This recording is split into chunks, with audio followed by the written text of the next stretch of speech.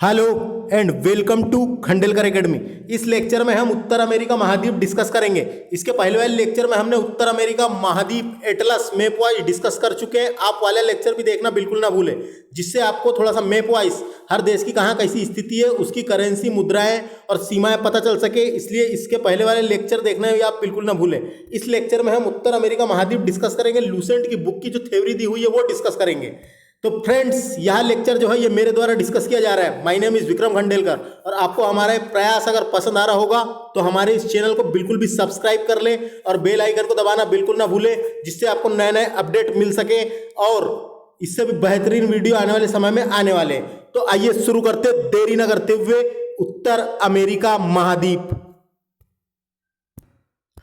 तो देखिए, पहला फैक्ट देखते। उत्तर अमेरिका विश्व का तीसरा सबसे बड़ा महाद्वीप है। उत्तर अमेरिका विश्व का तीसरा सबसे बड़ा महाद्वीप है। सबसे बड़ा महाद्वीप कौन सा है? एशिया है, दूसरे नंबर में अफ्रीका है, तीसरे नंबर में उत्तर अमेरिका है। तो तीसरा सबसे बड़ा महाद्वीप है, जिसका क्षेत्रफल 2,42,55,000 वर्ग किलोमीटर है। जिसका क्षेत्रफल, उसका क्षेत्रफल 2,42,55,000 वर्ग किलोमीटर है।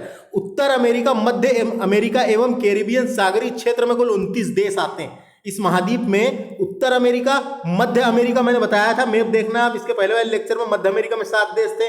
मध्य अमेरिका एवं कैरिबियन सागर के बारे में बताया था, वहां पे देश है। कैरिबियन सागर क्षेत्र में कुल 29 देश आते हैं। तो कभी पूछा जा सकता है कितने देश आते हैं, तो 29 देश आते हैं। इस महाद्वीप की खोज 1492 में क्रिस्टोफर कोलंबस द्वारा की गई थी। किसके द्वारा की गई थी? क्रिस्टोफर कोलंबस नाम है वैज्ञानिक का जिनने खोजा था, क्रिस्टोफर कोलंबस द्वारा की गई थी। अतः इसे नई दुनिया भी कहा जाता है। इस महाद्वीप को नई दुनिया भी कहा जाता है। इस महाद्वीप को नई दुनिया की संज्ञा भी प्रदान की गई है। तो पहला फैक्ट आपको समझ में आ गया होगा। 100 डिग्री पश्चिमी देशांतर रेखा इस महादेश के मध्य से गुजरती है। 100 डिग्री पश्चिमी देशांतर रेखा पश्चिम में स्थित है ना ये, इसलिए देखो मैं आपको मैप के थ्रू बताता हूं। ये देखो, ये जो बीचों बीच से जो रेखा गई है उसको बोलेंगे अपन 100 डिग्री पश्चिमी देशांतर रेखा। पश्चिम में है ना, ये पश्चिम में है।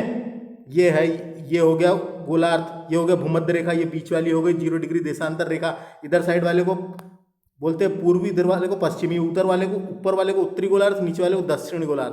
तो यहाँ पर है तो पश्चिमी देशांतर में स्थित है। इधर वाला सब पूर्वी देशांतर होता है, ये पश्चिमी देशांतर। तो यहाँ पे है अमेरिका। तो वही बताया गया है, 100 डिग्री पश्चिमी देशांतर रेखा इस महादेश या महाद्वीप के मध्य से गुजरती है, बीच से गुजरती है। याद रखना है फ्रेंड्स। उत्तर अमेरिका महाद्वीप का नाम अमेरिगो वेस्पुस्सी नामक साहसी यात्री के नाम पे अमेरिका पड़ा। ये याद रखना, इंपॉर्टेंट फैक्ट है ये, है ना।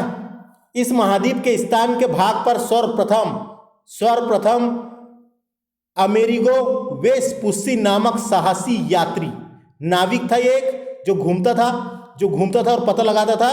तो नाविक यानी वेस्पुस्सी नामक साहसी यात्री नाविक था। तो देखो क्या कहा गया, उत्तर अमेरिका का नाम अमेरिगो वेस्पुस्सी नामक साहसी यात्री के नाम पर पड़ा। कभी पूछेगा किसके नाम पे पड़ा, तो अमेरिगो वेस्पुस्सी के नाम पे पड़ा। अगला फैक्ट चलते हैं, पनामा नहर के बारे में बताया था इसके पहले वाले लेक्चर में मैंने। पनामा नहर उत्तर अमेरिका तथा दक्षिण अमेरिका को जोड़ती है तथा अंध और प्रशांत महासागर के बीच जहाजों का यातायात सुगम होता है। तो ये देखो, ये पनामा नहर थी यहाँ पे। तो इधर साइड में क्या बताया था मैंने, उत्तरी अटलांटिक महासागर है। ये उत्तरी अटलांटिक महासागर को अंध महासागर भी कहते हैं फ्रेंड्स, अंध महासागर, इसलिए बुक में अंध महासागर लिखा है। और ये प्रशांत महासागर को जोड़ती है। और जोड़ने के साथ साथ यहाँ पे यातायात पूरा संपन्न होता है। यहाँ से इधर से जिसको भी इधर साइड जाना रहता है तो यहीं से जाते हैं, है ना। तो यातायात संपन्न होता है, ये बताया गया है। उत्तर अमेरिका के मूल निवासियों में रेड इंडियन, कभी पूछा जाएगा रेड इंडियन कहाँ के मूल निवासी है अमेरिका के। रेड इंडियन एस्किमो, ये एस्किमो जो है, ये एस्किमो पश्चिमी अलास्का और ग्रीनलैंड में पाई जाने वाली जनजाति है। और इन्यूट आते हैं, तो ये इन्यूट आते हैं यहाँ के निवासियों में।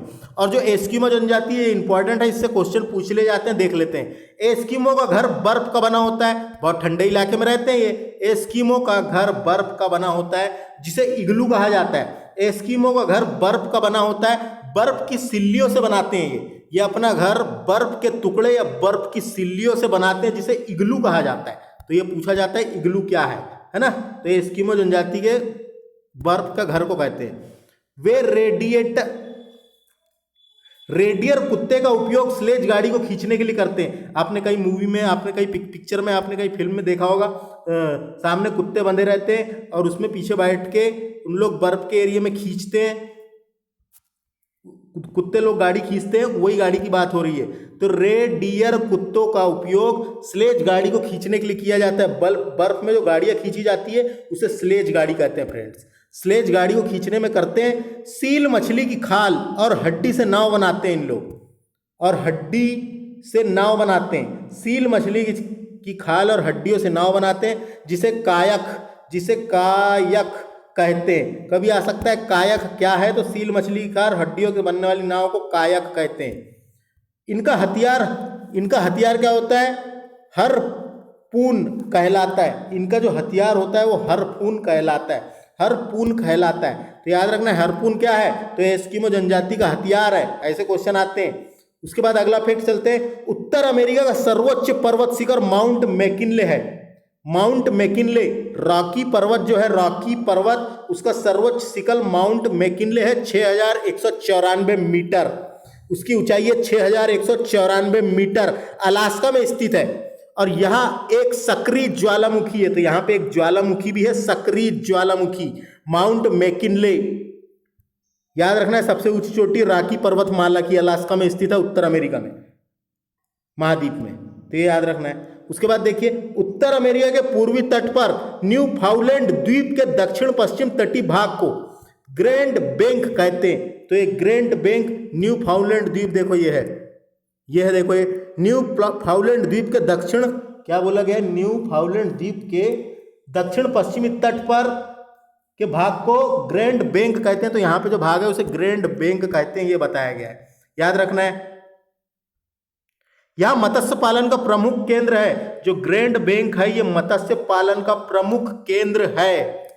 अगला देखते हैं, कनाडा की तटीय रेखा की लंबाई विश्व में सबसे अधिक है। क्वेश्चन आ सकता है ऐसा कौन सा देश है जिसकी तटों की लंबाई सर्वाधिक है, तो कनाडा है। और दूसरे नंबर में नॉर्वे है, और तीसरे नंबर में इंडोनेशिया है, और चौथे नंबर में रूस है। तो एक क्रम भी याद रख सकते हैं। कनाडा की तटीय रेखा लंबाई विश्व में सबसे अधिक है। इसकी लंबाई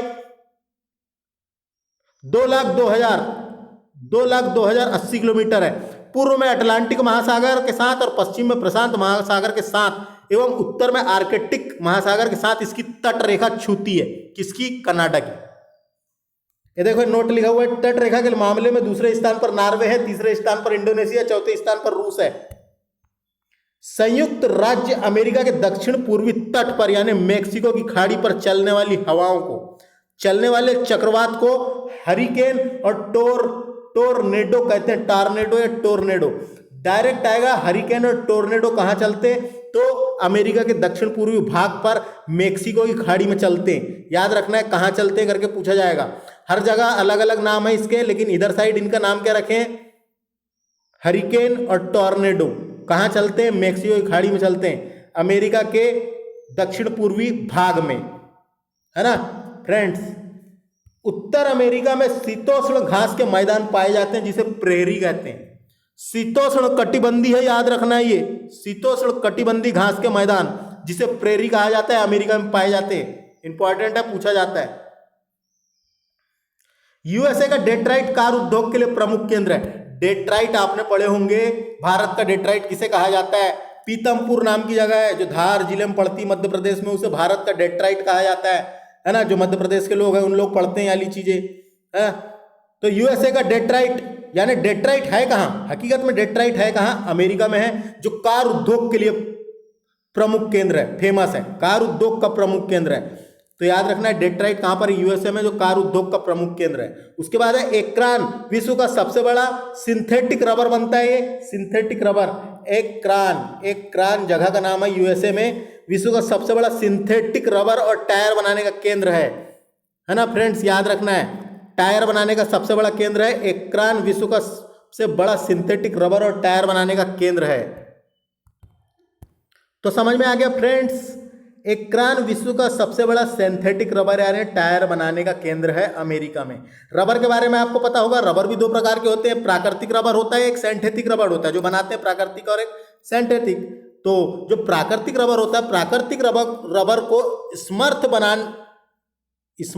बढ़ाने के लिए उसमें सल्फर मिलाया जाता है। यह भी याद रखना है, प्राकृतिक रबर को समर्थ बनाने के लिए, बढ़ाने के लिए यानी उसकी समर्थ बढ़ाने के लिए उसको सल्फर के साथ हीट किया जाता है, गर्म किया जाता है, सल्फर मिलाया जाता है प्राकृतिक रबर में, है ना।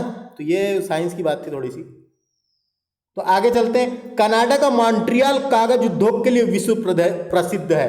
कनाडा में एक शहर है मॉन्ट्रियल, कागज उद्योग के लिए विश्व प्रसिद्ध है। कनाडा विश्व में सर्वाधिक कागज उत्पादित करने वाला देश है।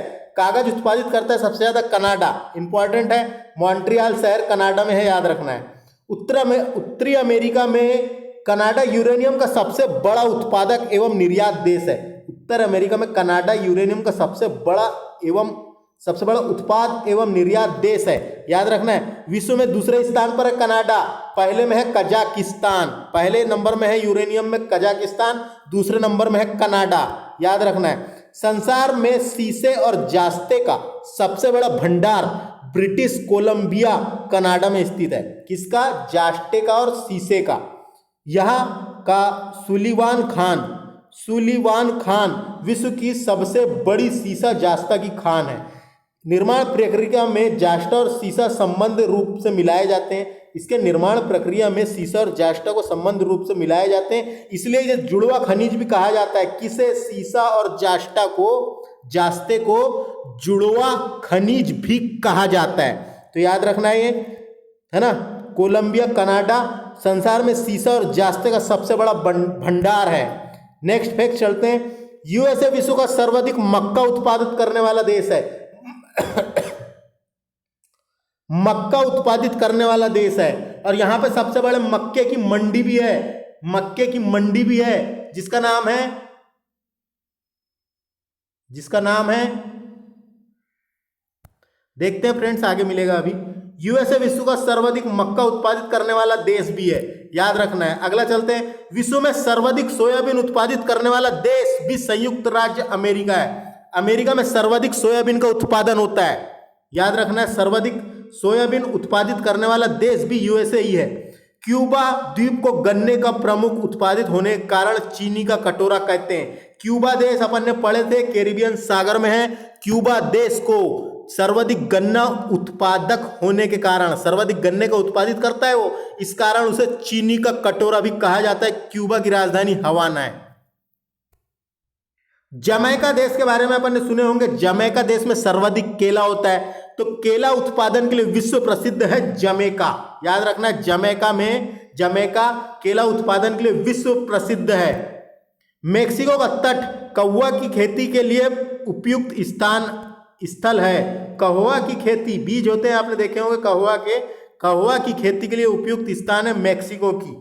उत्तर अमेरिका का मेक्सिको विश्व में सर्वाधिक चांदी उत्खनित करने वाला देश है। सर्वाधिक चांदी उत्खनित करने वाला देश पूछेगा तो मेक्सिको को लगाना है आपको, मेक्सिको सही है।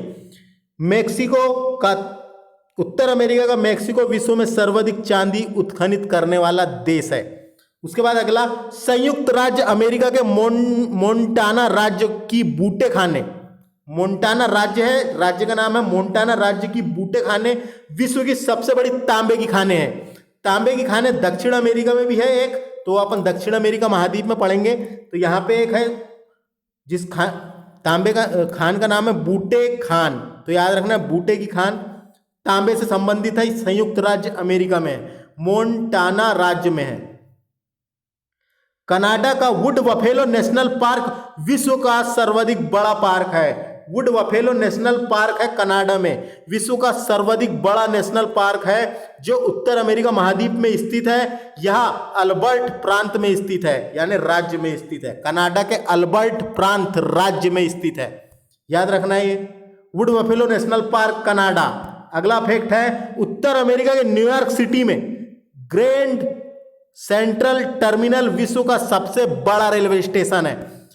ग्रैंड सेंट्रल टर्मिनल क्या है? तो न्यूयॉर्क का रेलवे स्टेशन का नाम है। ग्रैंड सेंट्रल टर्मिनल विश्व का सबसे बड़ा रेलवे स्टेशन है, न्यूयॉर्क का रेलवे स्टेशन है। अगला फैक्ट चलते हैं। विश्व की विख्यात मंडी यानी मक्का मंडी, अभी बात किया था मैंने, मक्का में प्रथम है अमेरिका। विश्व की विख्यात मक्का मंडी संयुक्त राज्य अमेरिका के सेंट लुइस नगर में स्थित है। यह नगर का नाम है सेंट लुइस नगर में स्थित है मक्का मंडी। वेरी इंपॉर्टेंट आएगा ये। न्यूयॉर्क में स्थित American museum of natural history विश्व का सबसे बड़ा म्यूजियम है। अमेरिका में म्यूजियम है जिसका नाम है American museum of natural history, विश्व का सबसे बड़ा अजायब घर यानी वही म्यूजियम होता है, सबसे बड़ा म्यूजियम है, याद रखना है। उत्तर अमेरिका में स्थित सुपीरियर झील, अपन ने पढ़े थे, विश्व की सबसे बड़ी ताजे पानी की झील है। ताजे पानी की पूछेगा तो सुपीरियर झील है, और विश्व की सबसे बड़ी खारे पानी की झील पूछेगा तो कैस्पियन सागर झील एशिया में स्थित है। कैस्पियन सागर झील खारे पानी की सबसे बड़ी है और यह ताजे पानी की सबसे बड़ी है, तो याद रखना है सुपीरियर झील अमेरिका में है। यूएसए के पश्चिमी भाग में नमकीन पानी की सबसे बड़ी झील, देखो यूएसए में भी एक झील है जिसका नाम है ग्रेट साल्ट लेक। यूएसए के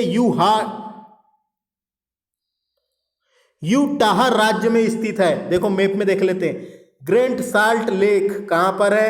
ये देखो अमेरिका के, ये यहां पे लिखा हुआ है, ये ग्रेट साल्ट लेक। इसके पहले वाले लेक्चर में मैंने याला नहीं बताया था, इसलिए यहां बता रहा हूं। ग्रेट साल्ट लेक ये है, पश्चिम में स्थित है अमेरिका के, है ना। नमकीन पानी की झील है, यूटाह राज्य में स्थित है ना। अगला चलते हैं। सेंट लॉरेंस नदी झील से निकलकर विश्व का सबसे लंबा आंतरिक जलमार्ग बनाती है। आंतरिक जलमार्ग यानी अंदर में घुसने के लिए जलमार्ग बनाती है, जो यूएसए महाद्वीप के अंदर में, उत्तर अमेरिका महाद्वीप के अंदर तक प्रवेश कर सकते हैं। तो सेंट लॉरेंस नदी झील से निकलकर विश्व का सबसे लंबा आंतरिक जलमार्ग बनाती है फ्रेंड्स, याद रखना है इसको। उसके बाद नियाग्रा जलप्रपात के बारे में आपने सुना होगा। नियाग्रा जलप्रपात ईरी और तथा ऑन्टेरियो झील के मध्य स्थित है। ईरी और ऑन्टेरियो झील के मध्य स्थित है, कनाडा और यूएसए की सीमा पर। क्वेश्चन आता है नियाग्रा जलप्रपात कहां पर है? तो अमेरिका और कनाडा की सीमा पर स्थित है। ईरी और ऑन्टेरियो झील के मध्य स्थित है तो नियाग्रा जलप्रपात। और जो भारत का इंडियन ज्योग्राफी पढ़े होंगे या फिर ये पढ़े होंगे जो एमपी या छत्तीसगढ़ से, वो बता सकते हैं कमेंट करके कि भारत का नियाग्रा किस फाल को कहा जाता है भारत में। उत्तर अमेरिका के पूर्वी तट पर लेब्राडोर ठंडी जलधारा एवं गल्फ स्ट्रीम जलधाराएं बहती है। तो इसके बारे में आपको बता देता हूं। देखिए उत्तरी अमेरिका के पूर्वी तट की बात हो रही है, लेब्राडोर जलधारा, लेब्राडोर है, लेब्राडोर जलधारा। यह ग्रीनलैंड के पश्चिमी तट से निकलकर बैफिन सागर से होते हुए भूमध्य सागर यानी भूमध्य रेखा की ओर बहती है, और यह एक ठंडी जलधारा है। मैंने इसकी ट्रिक बताया था आपको, ये भूमध्य रेखा है और ये ध्रुवीय क्षेत्र है दोनों। जो भूमध्य रेखा से ऊपर की ओर बहेगी, जो भूमध्य रेखा से दोनों ध्रुवों की ओर जाएगी, तो भूमध्य रेखा गर्म क्षेत्र होता है, तो जो ध्रुवों की ओर जाएगी ये गर्म जलधारा है, और जो ध्रुवों से भूमध्य रेखा की ओर आएगी ये ठंडी जलधारा है। तो ये देखो ये लेब्राडोर जो जलधारा है, लेब्राडोर जलधारा, ये ग्रीनलैंड से भूमध्य रेखा की ओर आ रही है। इसका मतलब ये कैसी है? ये ठंडी जलधारा है। तो याद रखना है फ्रेंड्स, ऐसा जलधारा मैं पढ़ाऊंगा आगे। लेब्राडोर जलधारा बता दिया इसके बारे में। यह ग्रीनलैंड के पश्चिमी तट से निकलकर बैफिन सागर से होते हुए भूमध्य रेखा की ओर बहती है, ठंडी जलधारा है। उसके बाद है गल्फ स्ट्रीम, गा से गल्फ और गा से गरम जलधारा है। मेक्सिको की खाड़ी से निकलकर ब्रिटेन की ओर जाती है, यूरोप महाद्वीप में ब्रिटेन की ओर जाती है, तो ये एक गर्म जलधारा है, गाय की ऊपर की ओर जा रही है, नीचे से ऊपर जा रही है, भूमध्य रेखा से आगे की ओर बढ़ रही है, इसका मतलब गर्म है, तो गर्म जलधारा याद रखना है। उसके बाद विश्व में गेहूं की मंडी के नाम से विख्यात नगर विनिपेग कनाडा में स्थित है। ये विनिपेग झील भी है, एक आपने पढ़े थे, विनिपेग झील कनाडा में है, वहीं पे है। विश्व में गेहूं की मंडी के नाम से विख्यात विनिपेग कनाडा में स्थित है। जगह का नाम है। उत्तर अमेरिका में 2 अंतर पर्वतीय पठार है। एक पठार का नाम है मेक्सिको का पठार जो मेक्सिको में स्थित है, और एक है कोलोरेडो का पठार जो उत्तर अमेरिका में स्थित है। याद रखना है, अंत पर्वतीय पठार कोलोरेडो का पठार और मेक्सिको का पठार उत्तर अमेरिका में स्थित है। पठार अभी पढ़ने का बचा है, अपन आगे पढ़ेंगे और एक टॉपिक आएगा। रॉकी पर्वत की प्रमुख श्रेणियां देख लेते हैं। देखिए, रॉकी पर्वत की सबसे ऊंची चोटी कौन सी थी? Mount McKinley. लेकिन ये पर्वत श्रेणियों की बात हो रही है, प्रमुख श्रेणियों की बात हो रही है। श्रेणी एक है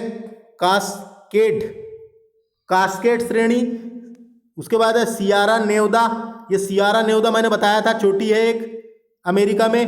कोस्ट रेंज और सियारा मांद्रे, ये प्रमुख पर्वत श्रेणियां हैं, याद रखना है। उसके बाद आगे चलते हैं। फिल्म उद्योग के लिए प्रसिद्ध कैलिफोर्निया का लॉस एंजल्स नगर विश्व प्रसिद्ध है। हॉलीवुड यहीं पर स्थित है। हॉलीवुड के नाम से जाना जाता है। हॉलीवुड कहाँ स्थित है? अमेरिका में है। कहाँ स्थित है? लॉस एंजल्स नगर में स्थित है हॉलीवुड की पिक्चर तो आपने देखे ही होंगे। उसके बाद आगे चलते हैं। सैन फ्रांसिस्को में सिलिकॉन वैली है जो सॉफ्टवेयर कंप्यूटर उद्योग के लिए विख्यात है, प्रसिद्ध है। तो सैन फ्रांसिस्को अमेरिका में सिलिकॉन घाटी बोलते हैं, सिलिकॉन वैली स्थित है जो कंप्यूटर के बड़े बड़े सॉफ्टवेयर और कंप्यूटर निर्माण के लिए विश्व प्रसिद्ध है। तो विश्व का सिलिकॉन वैली कहां पर करके स्थित आएगा? तो सैन फ्रांसिस्को अमेरिका में स्थित है फ्रेंड्स। उसके बाद आगे चलते हैं अपन। केप केनावेरल जगह का नाम है केप केनावेरल। इंपॉर्टेंट है। जिस स्थान से अंतरिक्ष यान छोड़े जाते हैं यूएसए के फ्लोरिडा राज्य के अटलांटिक तट पर अवस्थित है। मैंने क्या बताया था इसके पहले वाले लेक्चर में भी इसके बारे में बताया था। अमेरिका के फ्लोरिडा में केप कैनावेरल द्वीप स्थित है जहां से अमेरिका अपने उपग्रह का प्रक्षेपित करता है। तो ये वही जगह है, याद रखना। ये आ सकता है केप केनावेरल, है ना।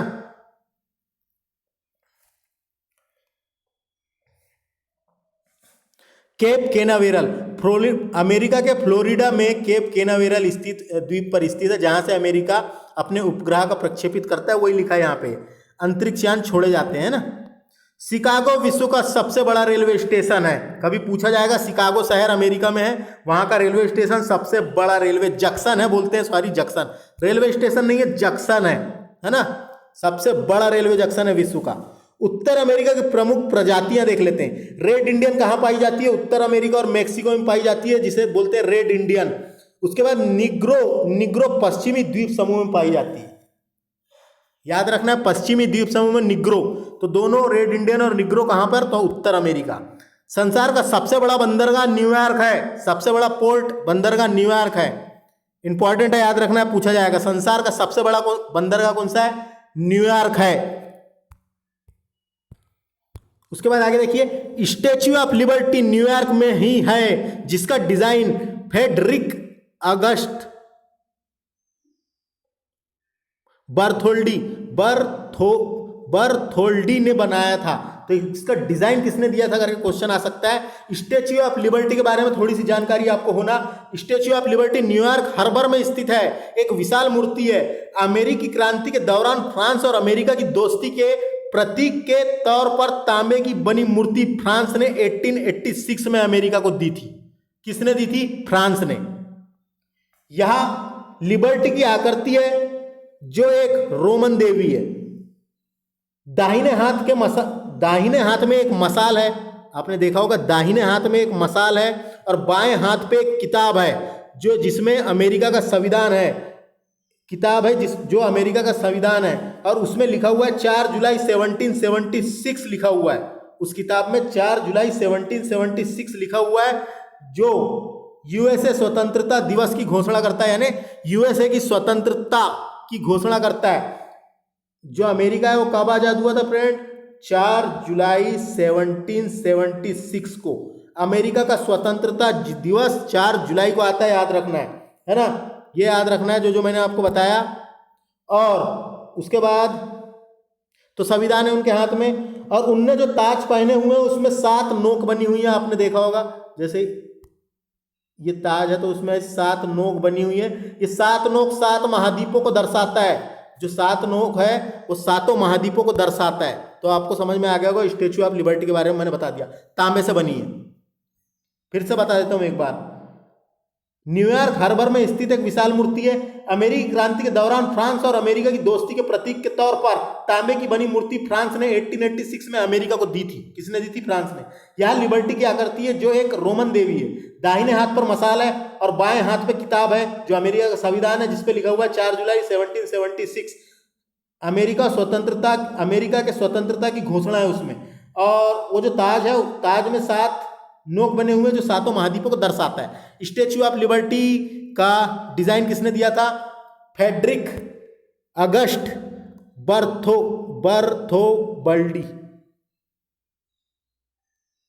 बर्थोबल्डी ने दिया था। तो ये नाम याद रखना, कभी डिजाइन आ सकता है।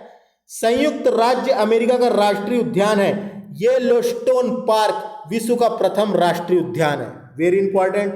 येलोस्टोन पार्क विश्व प्रसिद्ध राष्ट्रीय उद्यान है अमेरिका में, और यह प्रथम है, विश्व का प्रथम राष्ट्रीय उद्यान है। संयुक्त राज्य अमेरिका में स्थित एरिजोना तांबा उत्पादन के लिए प्रसिद्ध है। एरिजोना की खान है, एक जगह का नाम है संयुक्त राज्य अमेरिका में, वो तांबे के लिए प्रसिद्ध है, याद रखना है। अगला फैक्ट चलते हैं। संयुक्त राज्य अमेरिका की लोहे की प्रसिद्ध खान का नाम है मेसाबी खान। मेसाबी खान लोहे की खान है, ये मेसाबी खान, याद रखना है। अगला फैक्ट, संयुक्त राज्य अमेरिका की सोने की प्रसिद्ध खान का नाम है होमस्टेक खान। दक्षिण डकोटा राज्य में स्थित है। दक्षिण डकोटा राज्य में स्थित है। खान का नाम क्या है? होमस्टेक खान। काय संबंधित है? सोने संबंधित है। कहां पे है? अमेरिका में। संसार में सोने की सबसे बड़ी खान है ओंटेरियो कनाडा में। ओंटेरियो कनाडा में संसार की सबसे बड़ी सोने की खान ओंटेरियो कनाडा में स्थित है, याद रखना है ये फैक्ट। इसमें कंफ्यूज नहीं होना है। दक्षिण अफ्रीका सोचोगे आप, नहीं, ये संसार की सबसे बड़ी बात हो रही है, सोने की खान की बात हो रही है ना। कनाडा में वायुयानों को झीलों और सागरों में जमी बर्फ पर भी उतार दिया जाता है, क्योंकि यह वायुयान को उतारना आसान होता है। इसे इसकी वायुयान कहा जाता है। इसकी वायुयान का मतलब यह है कि इसे झीलों में और सागरों में उतार सकते हैं। तो ये समझ में आ गया होगा ये फैक्ट, कोई दिक्कत नहीं है। ब्लैक हिल, ब्लू हिल और ग्रीन, ब्लैक, ब्लू और ग्रीन हिल नामक पहाड़ियां संयुक्त राज्य अमेरिका में स्थित है। 3 पहाड़ी याद रखना है, ब्लैक हिल, ब्लू हिल और ग्रीन हिल पहाड़ियां या हिल संयुक्त राज्य अमेरिका में स्थित है। हवाई द्वीप के बारे में बताया था। हवाई द्वीप समूह संयुक्त राज्य अमेरिका का एक राज्य है जिसकी राजधानी होनोलुलु है। जो ओआहू द्वीप पर स्थित है। कौन से द्वीप पर है? ओआहू द्वीप पर स्थित है, अमेरिका के पश्चिम में, है ना। अमेरिका के पश्चिम में प्रशांत महासागर में है।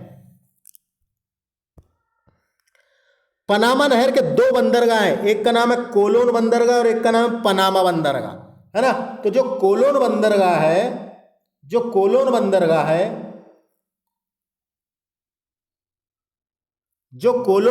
है फ्रेंड्स, ये कोलोन बंदरगाह, ये पनामा बंदरगाह प्रशांत महासागर में है, और कोलोन बंदरगाह जो है ये